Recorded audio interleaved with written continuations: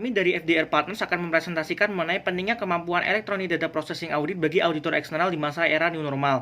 Kami membahas ini dikarenakan adanya dua hal yang utama, yaitu meningkatnya kasus fraud menurut ACFE, serta perkembangan teknologi yang menghasilkan EDP audit yang nantinya akan berpengaruh kepada akuntan publik yang nantinya dapat dipercayakan dapat survive di masa era pandemi atau tidak. Menanggapi hal tersebut yang telah dipaparkan oleh Rian, perlu kita ketahui bahwa sebanyak 69,53% sektor bisnis di Indonesia telah menggunakan digitalisasi.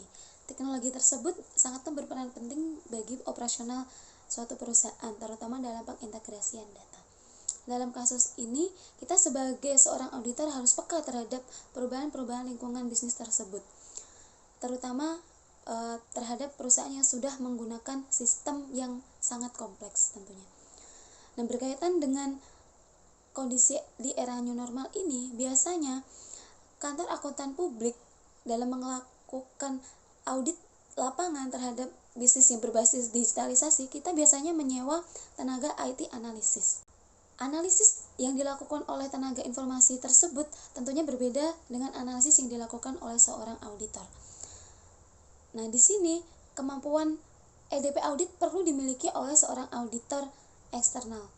Apa sih yang dimaksud dengan EDP audit? Menurut Renaldi, EDP audit merupakan audit sistem yang nantinya akan memproses dalam mengevaluasi bukti-bukti audit terhadap sistem tersebut. Apakah sistem tersebut berjalan dengan semestinya? Apakah sistem tersebut telah melindungi suatu aset, menjaga integritas data dengan baik sesuai dengan tujuan dari organisasi tersebut.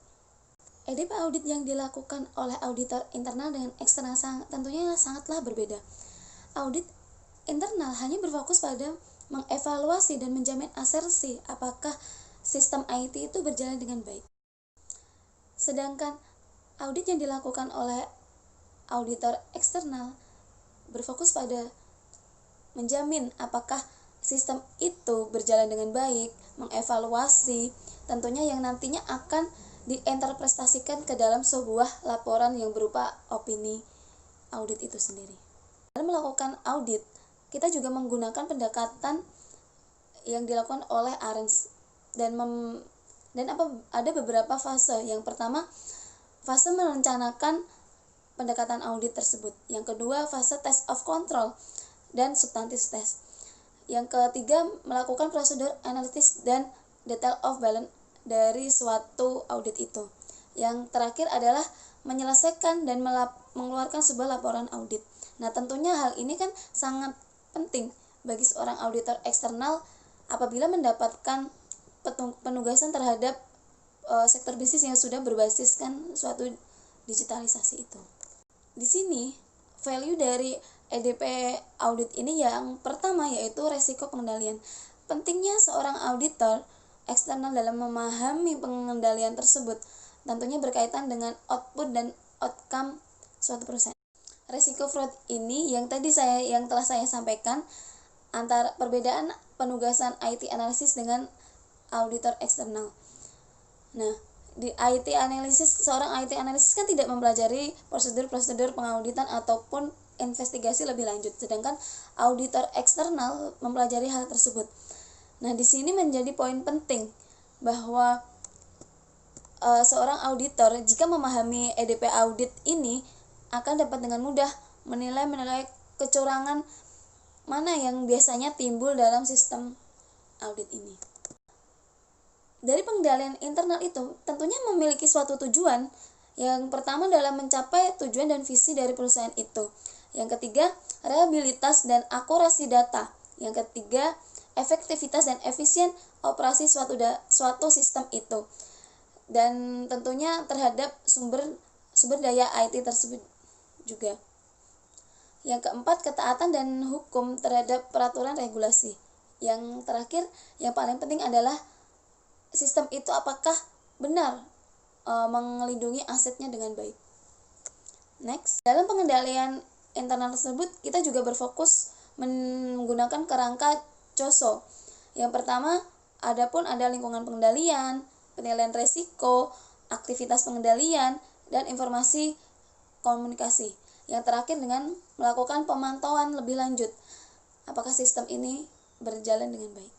Nah, teman-teman tadi kan sudah dijelaskan mengenai pengendalian internal ya. Nah, bagaimana sih pengendalian internal yang diterapkan pada sistem IT? Jadi di balik manfaat yang begitu besar, ada pun risiko-risiko yang muncul. Menurut Arens, pada buku Auditing Assurance 16 Edition, risiko-risiko itu seperti adanya error sistem pada software dan hardware, kemudian adanya pembajakan data atau piracy, lalu akses data yang tidak sah, bahkan mudahnya hilangnya data. Nah, atau mungkin ada tindakan fraud lainnya seperti itu. Nah, jadi perlu ada yang namanya pengendalian internal pada sistem IT. Nah, next.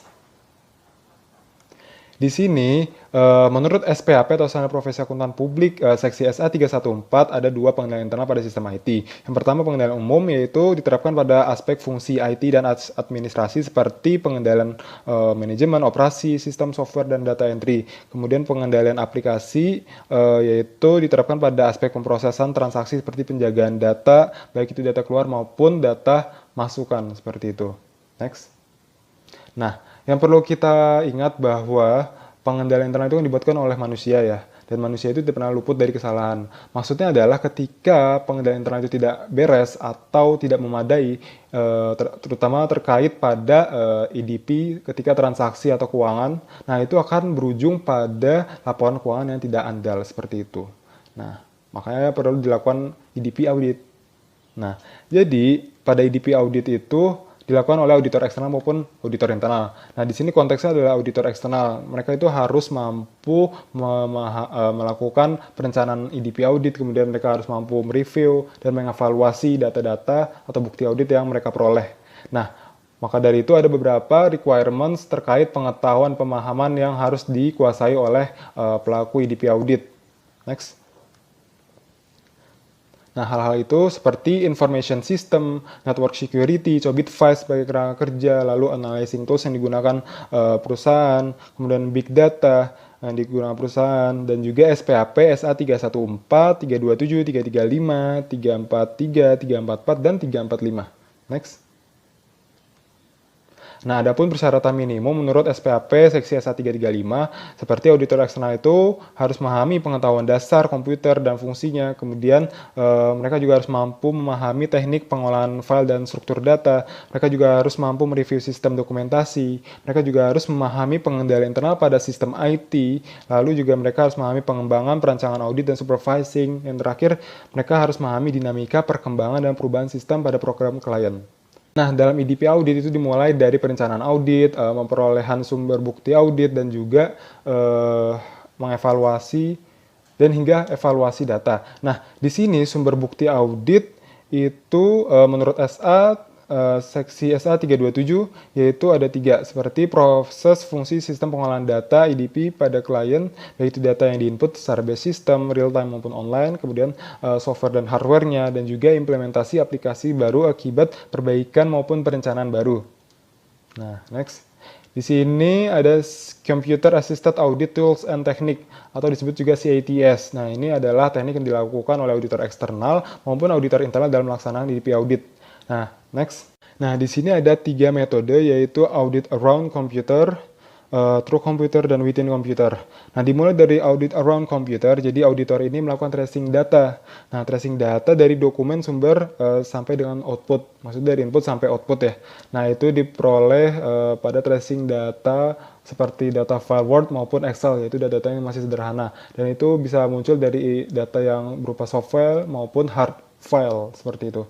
Nah, kemudian kedua ada audit through computer. Jadi metode ini dilakukan oleh auditor dalam menguji algoritma dan pengendalian pada sistem IT dan hasil data. Nah, jadi ini dilakukan oleh auditor eksternal maupun auditor internal saat ketika test deck atau integrated test facility. Nah, biasanya menggunakan AQL maupun IDEA. Dan yang terakhir adalah audit within computer. Nah, ini auditor ini menggunakan tools komputer itu seketika dalam melakukan test of control maupun substantif test. Nah, biasanya menggunakan Arbutus atau maupun Nexus. Semakin banyaknya auditor eksternal yang menguasai self EDP audit, maka akan meningkatkan value dari auditor eksternal itu sendiri dan juga akan menguntungkan KAP di satu sisi yang lain. Sekian dan terima kasih.